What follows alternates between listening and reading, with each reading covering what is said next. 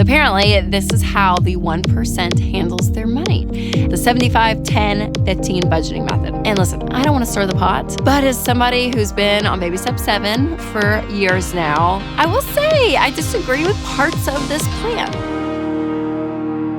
Hey, you guys, welcome to this episode of the Rachel Cruze Show podcast. I'm so glad that you're here. So in this episode, we'll chat about the importance of riding out the investment roller coaster. Then we're going to discuss the trending budgeting strategy and if it actually works. But first, let's talk about a new trending term, stealth wealth. And if you have it, take a listen. So there is a popular term going around the internet lately, and it's something called stealth wealth. And social media, they love a good rhyming phrase, don't they? Okay, today I want to talk about what this term actually means, and is stealth wealth a good thing? And how do you know if you have it? And the last item on the list that I'm going to share happens to be the number one wealth building tip that I stand behind, and you don't want to miss that. Okay, first, what does stealth wealth mean? Well, according to Google, is trying to keep your wealth under wraps by rejecting flashy indicators of affluence and trying blending in instead. So it kind of sounds like quiet luxury. You know, we heard that term for a while. Or when last year, TikTok told everybody that money talks, but wealth whispers. And I kind of love that because there is a truth to it, right? Like you kind of joke about like old money and new money. And like, if you're new to this, you're going to be flashier. But if it's just part of you, you're secure in it, you kind of go more, under the radar. So this stealth wealth term, it's trending. So why should we care about it? Well, I talk about living below your means a lot, and stealth wealth is a really great example of this. It's really choosing to value the parts of life that actually matter instead of just blowing your money on material things that aren't going to last. And when you spend less than you technically could in certain areas, think about food or clothing, housing, cars, suddenly you have margin for bigger financial goals that are actually going to help you when it comes to investing and saving, even giving. Also, there's just something really great about people who just kind of seem humble, right? There's a level of humility with self-wealth because they're not trying to impress everybody. And we all love that, right? Those are our kind of favorite people in the world, people with humility. And I know you know someone that you were absolutely shocked to find out that they were really wealthy. And you're like, what? No way. They're so great. Like, I don't know, just never knew that about them. And that speaks volumes to their character, which is what we love, right? All right. Here are some habits of stealth wealth. Number 1, their belongings are worn in and well-loved. So no brand new designer items all the time, like their expensive boots and belts and totes are really worn in, they're used. And they don't feel like, okay, I have to keep it in pristine condition because let's be honest, they have money to replace it if it breaks. So they're using their stuff. Number 2, not talking about what you do for a living or how you made your money. So people who are actually doing well financially, they sometimes, keep those details close to the chest because it's one of these things it's a part of their life, but it's not like the number one thing that they're obsessed with. Number 3, dressing in nice, under-the-radar brands and not flashy logos or patterns. So, you think about like a Birkin bag versus a Louis Vuitton. Louis, you got the pattern. People see the loud print. They know. Versus a Birkin is like, you have to like kind of know if you know, that kind of thing, you think about the juicy couture tracksuits back in the day. It's like people knew exactly what that was, right? It's very obvious. Versus somebody that's like, oh yeah, I'll just wear an Oxford white shirt without a logo and I'm good to go. All right, number 4, no attention-grabbing posts on social media. So again, there's no reason to flaunt your awesome lifestyle on social media when you're actually experiencing success in real life. There's not this need of validation to make sure everybody knows what it is and what I have and here's everything. They're more under the radar and they're comfortable with themselves. We like that. Number 5, subtle generosity. So buying other people's dinners, helping out loved ones, with big expenses and things that they're like, hey, they're wise and probably have boundaries, not being taken advantage of, but they also are very generous and they're going to take care of those around them. If they see people out at dinner, it's like, sure, we'll pick up their bill or we're going to tip the valet person, like great. And it's just kind of this, you're going to take care of the people around you. It's really great. Number 6, secure and confident oozes out of them. So they have something about them where they're very secure. We've talked about this already, but again, there's something about them. There's an insecurity that is created with some people with money. and their need for you to know, which again can be all the flashy logos or posting on social media, every little thing they're doing to be validated. But again, this confidence oozes with stealth wealth. They're good. They're stealth. Number 7, prioritize health. So prioritizing yourself, meaning taking better care of yourself. And financially successful people, they do that. They use their money to better themselves. So we see that a lot. Number 8, own real art or collected furniture. So instead of printed art from, Target and a plastic poster frame, wealthy people will have collectible pieces, whether it's art or rugs or furniture or antiques, professional photography that's custom matted and framed, a fairly heirloom that's a piece of furniture. Like they keep that kind of stuff and they value those kind of things. All right, number 9. A small circle of trusted friends. So they're smart about who they surround themselves with, and they're very loyal people. So good company is a hidden secret to success, and have control over the influences that you surround yourself with. And people that, again, are very wealthy, and it's more that stealth wealth, they have good friends. They have people around them that know them, but they're not worried about, what everyone's thinking and being in the in crowd. They have their people. Number 10, they read a lot. Oh my gosh, this is so Rachel. I love this. So successful people, financially or otherwise, typically are very informed. They're cultured. They're well-read.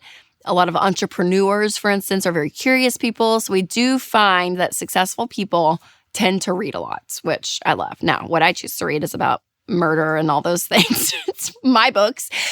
But usually nonfiction, we got to dive into every now and then, So whether it's about money or spirituality or business or leadership, like getting some of those books are important as well. Number 11, they travel light and keep it simple. So just think of Steve Jobs, right? You kind of have these outfits that are pretty predictable, minimal living in a sense that you're like, yeah, I don't need a bunch of stuff to make me happy. They kind of cut out the excess of things and they're very comfortable with what they have, kind of on a minimal scale, which we love. Number 12, they have regular cars or nice cars in a neutral color. Isn't that interesting? So this checks out, actually. Ramsey came to the same conclusion years ago when we did our national study of millionaires. And most net worth millionaires drive regular cars that they've owned for years. They prioritize putting their money in long-term proven investments rather than depreciating assets like a car. So usually, not always, but possibly the flashier, crazier the car, that's not stealth wealth. And you do question, the guy that's driving the 10-year-old Mercedes, he's just going along. He's great. He doesn't need the new flashy car. All right, now I want to share, though, the one habit of stealth wealth that I really believe in. And I love that this is on the list. Number 13, wealthy people always follow an intentional spending plan, which is a budget, you guys. See, a budget is for everyone. Whether you're winning with money, losing with money, have a lot of debt, don't, wealthy, not. It's for everyone, and it's the easiest way to get control of your money. So if you need to check out a budget, make sure to check out our budgeting app, Every Dollar. It is phenomenal. Seriously, it is one of these things that you get in your life. You have control over your money. You do a budget, and it is so, so great. So to make sure to check that out, go to everydollar.com/Rachel and build your first budget for free. So the common thread, though, with this list that I think is important is that when you're truly financially secure, you don't feel the need to announce everything to the world of what you're doing. And if you've ever heard the saying, confidence is quiet and securities are loud, can go for money too. And that's exactly what financial peace is, though. It is being at peace with your money so you don't feel the need to compare and worry about your circumstances and making sure everyone knows everything, right? It's just this peace that you have with yourself and your family, and it's a beautiful thing. Hey guys, it's Rachel Cruz here to tell you about a faith-based alternative to health insurance that can make healthcare more affordable. Christian Healthcare Ministries. CHM allows members to share each other's healthcare costs, and it's as easy as 1, 2, 3. Step 1, choose the healthcare provider you want. Step 2, submit your eligible bills. And step 3, get reimbursed. CHM members take care of your eligible medical bills. With no networks and the freedom to choose your healthcare provider, CHM is the best option for Christians who want to take care of their families and help other believers. Find out more at chministries.org/budget. Have you ever been tempted just not to take investing so seriously? Okay, listen, go with me for a second. Most of us can recognize that saving for retirement is very important, but if you're anything like me, investing 15% month after month, year after year, decade after decade can start to feel a little redundant. And I was just talking about this on Smart Money Happy Hour the other day because I was like, well, what if I just took a year off? Would it be that big of a deal? Come on. We're doing fine. We're doing fine. Okay, because here's the thing, is that you won't fully experience, though, the benefits of investing till later in life. And so sometimes it feels like you're just throwing your money into a black hole and you're never going to see it again.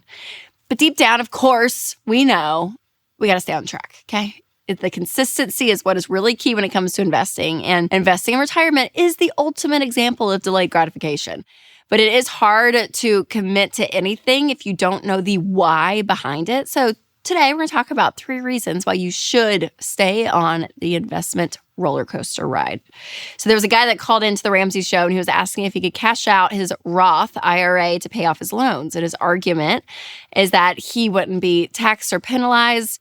And because of that, it felt like a reasonable thing to do, to get yourself out of debt. And honestly, I get the urge to want to pay off debt as quickly as possible because you don't want to live in this chaos and stress anymore. You really want to handle it immediately. But it's so important to understand that the money that you set aside for retirement will only reach its maximum potential for growth if you leave it untouched.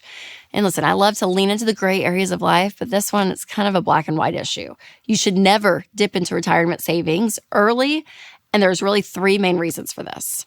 The first reason that you should never get off the investing roller coaster is because no one can predict the trajectory of the market.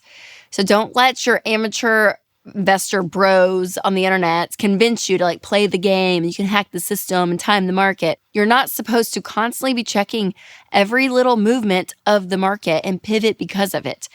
Most of investing, you guys, majority of it is for a long period of time. So don't go and watch the news and just see, oh my gosh, well, today it's this, tomorrow it's that. Oh my gosh, what are this, that? No, investing is for the long term. Slow and steady wins the race. Think about a crock pot versus a microwave. And the earlier you start this and the more consistent you are, the better off you're going to be. So don't let tiny trends or, growth or loss day to day throw you off, okay? Just trust the process and recognize that your investments need time to develop and grow. So whether you've had a 401k for years or you're a total beginner, one of the best tricks that I think is important when it comes to investing is working with a professional. Now, I will say if you sit down with your financial advisor and they're like, hey, this one fund over the last 5 years, it's not really doing great, but these over here, and maybe you change your strategy within it, which is fine, and that's great to do. But don't let just that day-to-day of what the market's doing throw you off, and don't jump off the roller coaster. Stay on. All right, the second reason to stay on the investment roller coaster is to avoid unnecessary taxes and penalties. So first of all, investments aren't there to replace your everyday savings. We'll talk about that more in a little bit. But second, taking your money from your investments specifically, whether it's a Roth or a 401k, specifically for retirement, will result in taxes and fees and penalties. So for example, if you draw money from your 401k too early, there's a 10% penalty plus the taxes on whatever that you've taken out. And the IRS usually withholds 20% automatically. Now with a traditional IRA, if you withdraw that money before you're 59 and a half, you get another 10% penalty plus federal and state income tax on the amount that you've taken out. And just know, you guys, taking money out of things like a Roth IRA or a 401k, you are unplugging compound interest, which is not good. Okay, we do not want that. Now, if you need money, this is why you need an emergency fund. This is where you have cash available to you sitting in a high yield savings account, okay? You want 3 to 6 months of expenses. So when something comes up, you don't have to go and dip into your investments or your retirement, which again is going to take you off the train. You have cash to be able to do that. And again, you want to be able to stay on that investment train as long as possible. So that is why having money in an emergency fund is so key. All right, the third reason to stay on the investment roller coaster is compound interest. So we talked about this a little bit earlier, But you guys, this is the most powerful way mathematically to build wealth.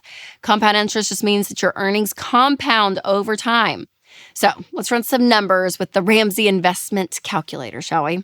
Let's say you start investing $200 a month when you graduate college at 22 and you retire at 65. With an annual return of 10%, you would have over $1.7 million in investments, even though you only contributed about $100,000 of your own money in those 43 years. That's $1.6 million of free money, you guys.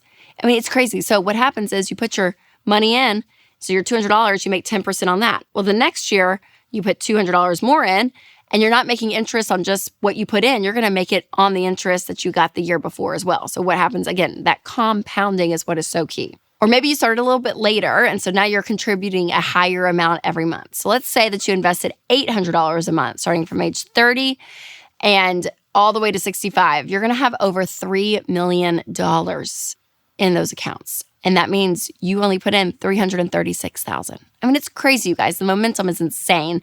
And you basically, if you get off that investment roller coaster, you interrupt that flow and that growth by cashing out money early. So don't stay in. Play the long game. And just picture of like, oh my gosh, you're going to be so bougie at retirement and it's going to be great because you're going to have money to live that bougie lifestyle, which is wonderful.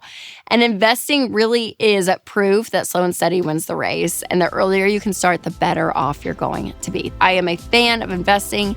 Do it, you guys. It is like one of the best things that you can do with your money. Let your interest work for you.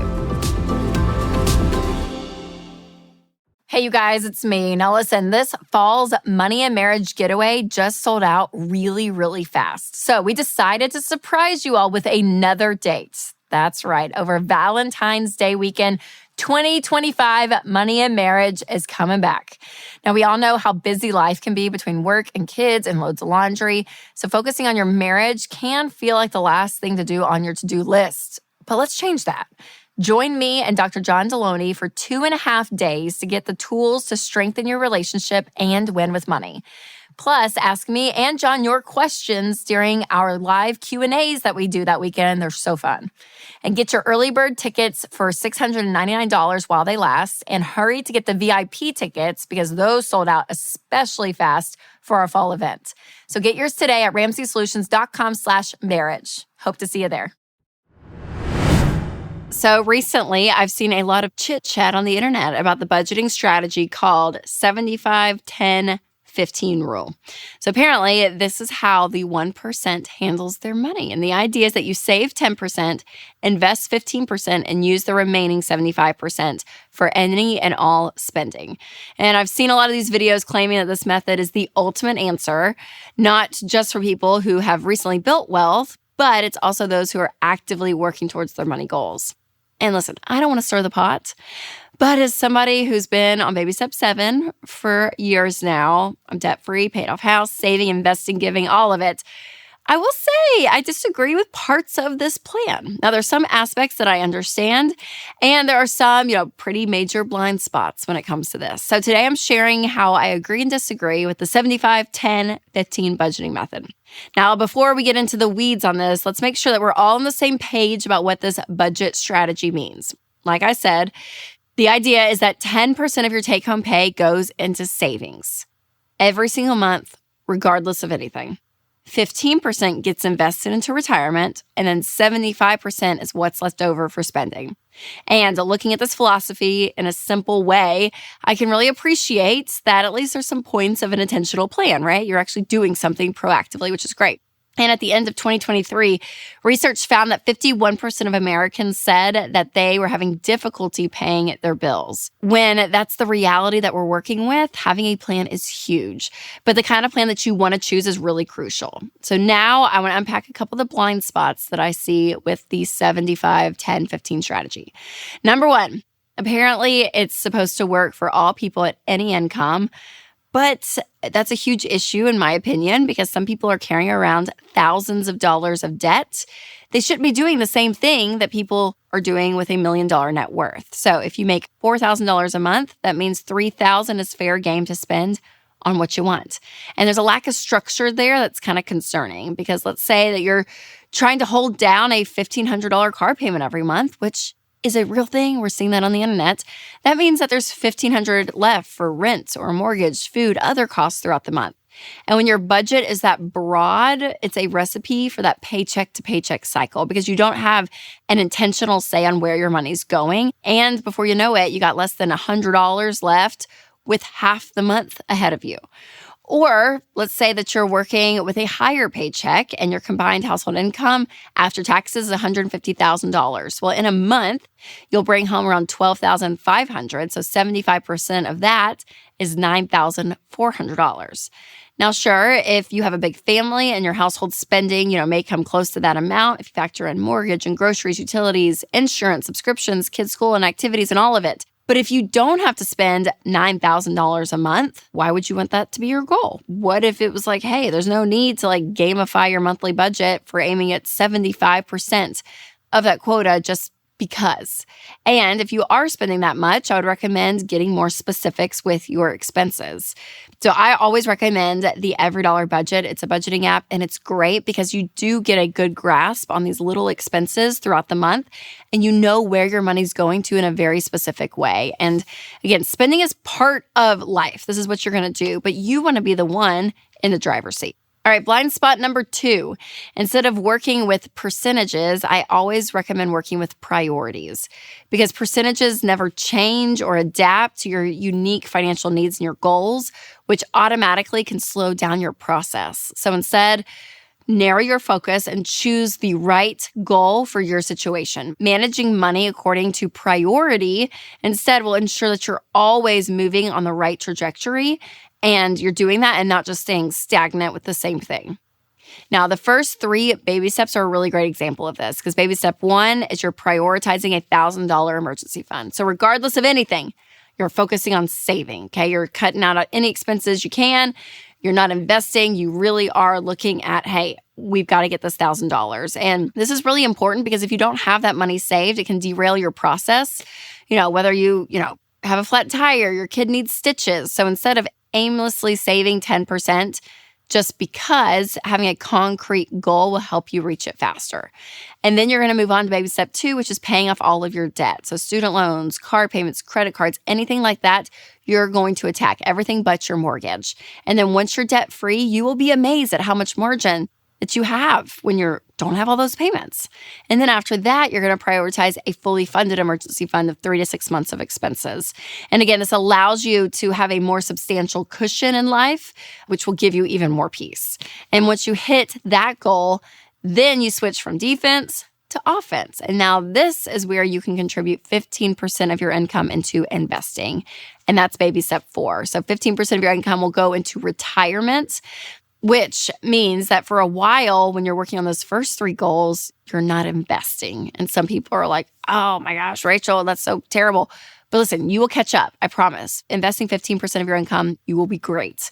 And I agree with this part of the percentage of the formula, 15%, when it comes to the 70-10-15 rule, that 15% of your money should go in to investing. And I love that. But I would do the first 3 baby steps before I invest. So be thinking about that again. Again, it's priorities. Remember that. But once you are on baby step 4, then you're good to go. Now, baby step 4, 5, and 6 can be tackled at the same time. And that's usually over a longer period of time than the first 3 baby steps. The first 3 baby steps you're going to do pretty quickly. I mean, I want you to get $1,000 within 30 days. People are getting out of debt completely in 18 to 24 months, and then they're saving up that emergency fund. So again, it's going to take a couple of years, but you can knock that out. But long term, this is where you're going to be saving for retirement, kids' college, and then paying the house off early, which is baby steps 4, 5, and 6. So that's going to be a longer time period.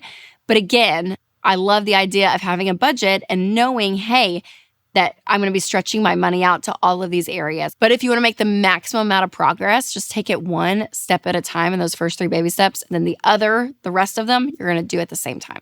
So again, budgeting in general is great, you guys. It's great. But I love a zero-based budget. So make sure you're doing that. All right, I hope you guys got so much out of this show. Thank you so much for listening as always. And I love to hear your feedback. So leave a review if you can. Subscribe, share the podcast with all of your friends who want to build good, wealthy habits when it comes to their money because we want financial peace, a level of peace in all of us. So thanks again, you guys, for listening. And remember to take control of your money and create a life you love.